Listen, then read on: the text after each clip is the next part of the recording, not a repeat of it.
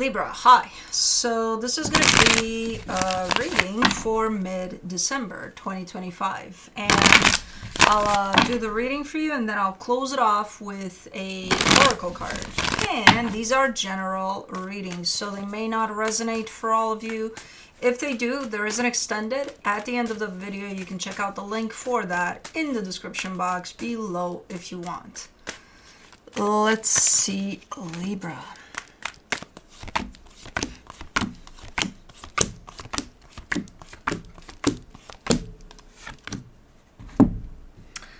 Six of Wands for the overall energy. A sense of feeling good, like you achieved something kind of good.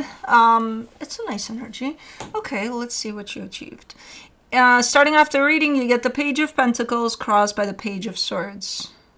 Threading lightly here. Kind of taking it one day at a time. You're in the middle of learning something, a valuable lesson about something. So I don't know exactly what you got going on, but you're almost close to that aha moment over, oh my god, yeah, this is what I'm getting from this. In your focus, the Hierophant, there's a lot of healing going on. There's a lot of healing energy. Whether it's intentional in the sense of, oh yeah, I'm going to go heal, or not. It's here. You're in the middle of it. We could be talking about something related to a very, very important connection that you have to someone. I don't think it's romantic. It could be. If anything, I'm getting parental figure. But we'll see. In the recent past, the Emperor, very in charge type of an energy. I don't think that's you. Not that you couldn't be this, but I don't think that's your energy there. I think it's whoever's part of this very strong connection that you carry with someone. In your Strength to Lovers, yeah, there's the connection right there.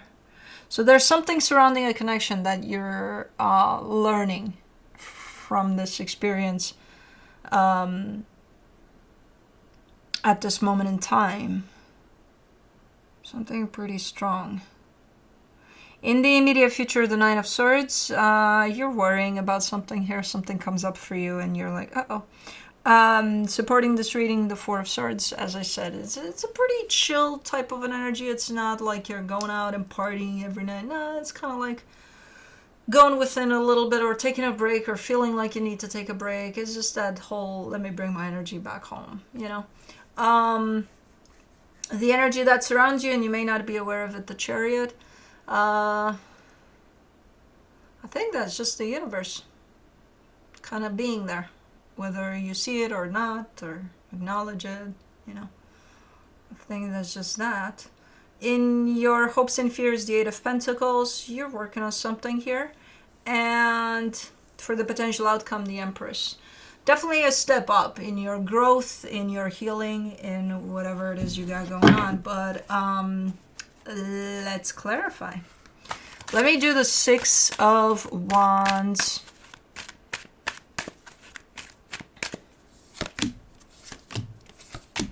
For the Six of Wands, you get the Nine of Cups, the Ten of Wands, the Fool.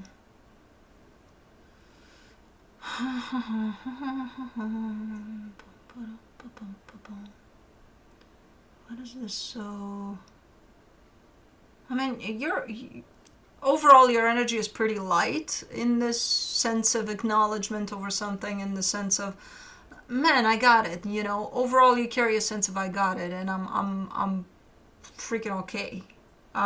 There is a sense of heaviness to it, but I think that's just to point out that it wasn't easy to get here, you know, and there's days or times in which it's still not necessarily easy to maintain this energy, but you have reached a point of complete openness, and pretty emotionally balanced there too. So super cool energy, whatever it is you got going on. It's nice. For the Page of Pentacles, you get the Tower, the Page of Cups, the Five of Swords.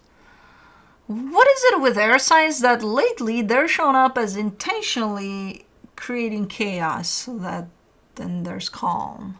Not that you do it consciously, neither of you, but there seems to be a look. If the lesson is not, it's not the roughest of the roughest that can be, you're not gonna learn much. You're just gonna be, yeah, okay, whatever. It's like you need something to shake you up big time for you to, and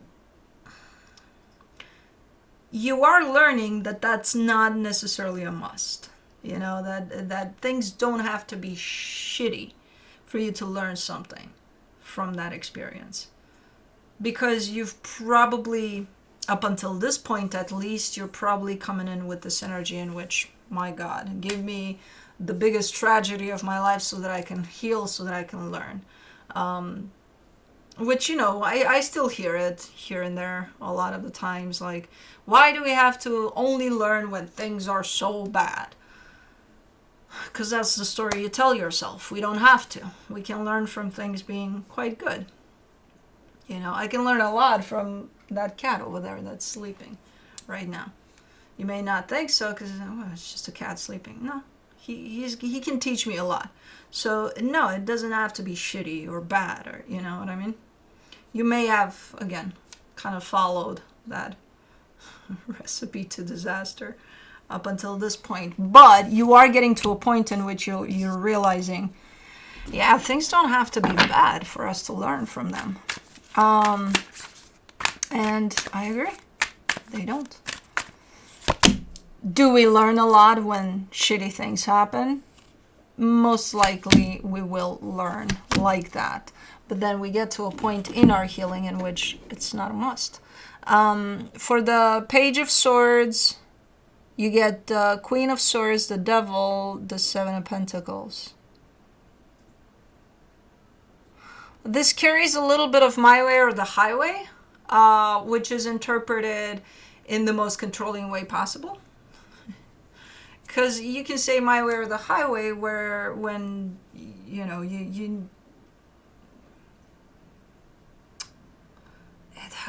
there's different ways of interpreting it. And there's a milder way, but then there's the controlling way, like the really, really controlling way. You can say that when you do something with yourself, when you're like, okay, I'm gonna go start a routine, a daily routine of something. And then you argue with yourself in the mirror if you want, and you say it's gonna be my way or the highway routine.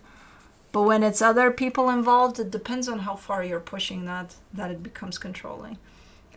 You're kind of in the middle of this type of an energy. You're not pushing it to the controlling edge. You're using it a little bit. You're not abusing it. You're using it a little bit.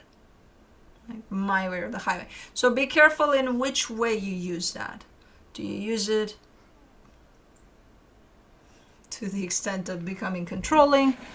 You know, and if stuff doesn't happen in the way you want to, then, you know, so that energy is definitely there by your side. Let me do the Hierophant in your focus. You get the Hangman, the Star, the Ten of Pentacles. Yeah, this is growth. This is you achieving the ultimate Libra type of an energy. And this is just a step of that. You know, what you're doing right now, the experience you're having, is just a step towards that. But this is you realizing that you're in the middle of your own growth, you know, your own expansion here. And with that comes your own sense of expansion over your stability as well. So it's not just you that's growing inside there, it's also outside of yourself. So it's pretty cool. Let me see the Emperor, the High Priestess, the Lovers, the Magician. Man, this is a strong connection, and I see you manifesting this connection at some point, calling it towards you. And it's like ever since it showed up for you, you felt this deeply constant connection to whoever this is. Let me do the Lovers in your strength. The Two of Pentacles, the Three of Cups, the Eight of Cups. this is kind of the history of it, in the sense of this showed up, it formed this connection, then it was kind of a rocky road up until it became truly what it was meant to be, you know, your energy and their energy coming together in love there. And then there's a disconnect to it from your end. I don't know exactly what that means, because this is kind of the representation of it in the physical. In the energetical, it's always there, this type of a connection. But in the physical, it's rocky road, then it's doing its thing, and then disconnect. It's like flatlining or something. Let's do the Nine of Swords. In the immediate future, you get the Page of Wands, the Knight of Cups, the Queen of Pentacles. This looks like a family gathering or something. Oh man, and it's not a problematic one, actually. It's a good one. There's great energies at play, but for some reason it's stressing you out. It's like I almost see you in a room with family, friends, whatever, and then it's like you're having fun and all, and then you stop all of a sudden, and it's like something's pressing. Something doesn't feel necessarily like 100% for you. There's a sense of almost claustrophobia with it, like it's too much or something. Okay. It's not that big of an energy in the sense of, oh my god, get the fuck out of that room. No. I think you're overwhelmed, in all honesty. And as I said, it's good energy. You're not looking at that saying, oh my god, this sucks here. No, it's actually good. But it's just, I don't know why. But something about it. But again, it's not concerning necessarily. It's just something that's there. Because I see it going away pretty fast. It's not, but it definitely wants to bring something up for you, this energy. So pay attention to it. Supporting this reading, the Four of Swords, you get the Empress, the Seven of Swords, the Wheel of Fortune. Okay. You're trying to kind of discard of old ways of doing stuff. So here and there you might find yourself switching things up a little bit. I don't know, with pretty much everything you got going on. So don't be surprised if you, again, kind of wake up and then want to change the way you drink coffee or something. I don't know. Yeah, maybe you've never drank coffee and, I want to try coffee. Who the hell knows? So this is kind of like an all over the map type of an energy, in the sense of it applies to multiple things at once. But yeah, it's just coming through from, again, this growth that's happening for you, and just kind of wanting to let go of old ways here and there. For the Chariot, in the hidden energies, you get the King of Swords, the Sun, the Death card. Wow, this is the concept of duality, I would say. There's something about it that you're understanding. It hasn't landed yet with you. It didn't hit you in that aha moment way yet, but it's coming for you. But there's something around duality. There's something around life and death happening at the same time. Love and hate happening at the same time. Light and dark, you know. There's something about this one that's coming for you. In a good way. In a nice way. In a, oh my god type of way, you know. It's almost like a gift from the universe in the way it shows up here. It's like, book, here you go. You get it now? Like, yeah. Anyways, let's do so it's going to apply to something for sure for you. But for the Eight of Pentacles, in your hopes and fears, you get the Three of Pentacles, the King of Wands, the Knight of Swords. You're working on something potentially with somebody here. There's a sense of partnership at play. And it does look like it's a nice blend of energies here to create something nice here, a teamwork type of an aspect. So I guess that's where you're pulling most of your focus at this moment in time, on this situation here. It does look nice. I don't know what it is. But yeah, let me see the Empress in the potential outcome. You get the Three of Wands, the Strength card, the Four of Swords.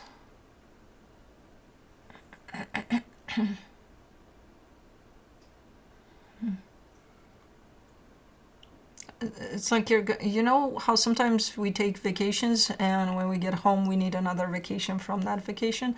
That's kind of the energy I'm seeing there. So after you're going through all of this, there seems to be a need to rest. And because this is, I mean, you could take it from the outside, it could be perceived, this experience of healing of yours, it could be perceived as you're not doing much, you're resting, you know. But no, this is intense work. There's energies at play, there's stuff going on. So no, you're not really resting. But that's kind of how that shows up. Like, okay, now I need a little time for myself. You just came from one, but okay. I don't know. It's like that. It's that type of an energy that's coming through there. And you're taking it. It's like, man, if I need to take a vacation from the vacation, then I'm going to do it. Anyways, from the universe for you as a final advice, the Ten of Pentacles, the Three of Cups, the Two of Cups. Things are looking up for you here. As you're doing whatever you're doing here, for yourself strictly, the energies around you are falling into place big time. So things are looking quite nice, especially close to home. So in your home environment, within your friends, family dynamics, and things like that. Things are starting to line up nicely here. So pretty cool. Let me see the Shamanic Medicine Oracle.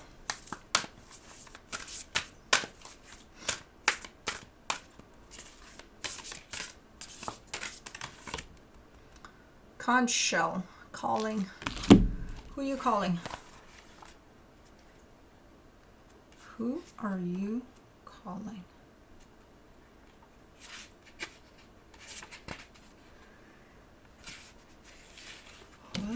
Okay.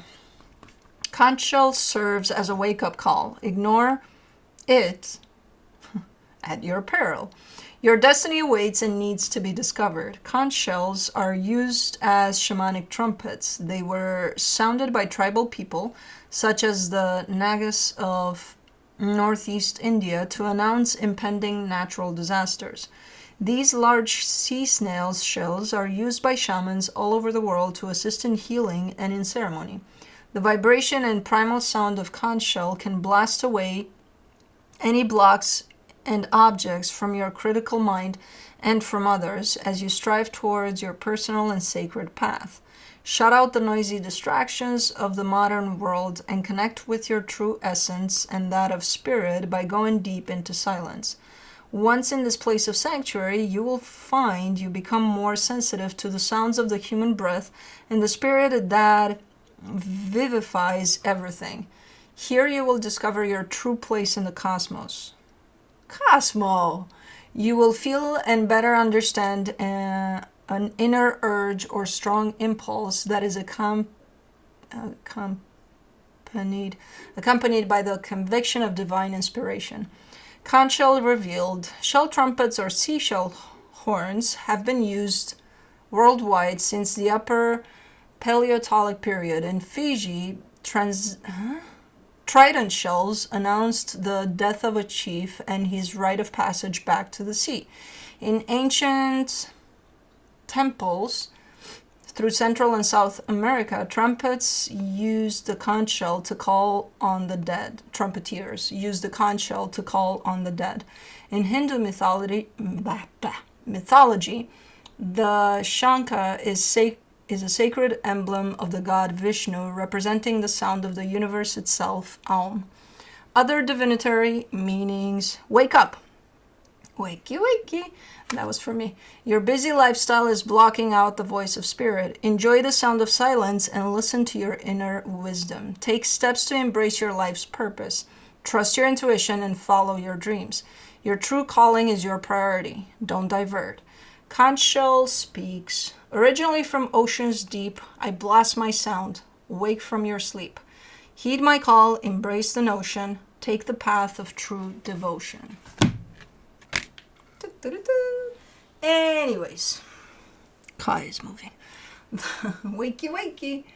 That's what I have for you. Hope this helped, and I'll see you next time. Bye.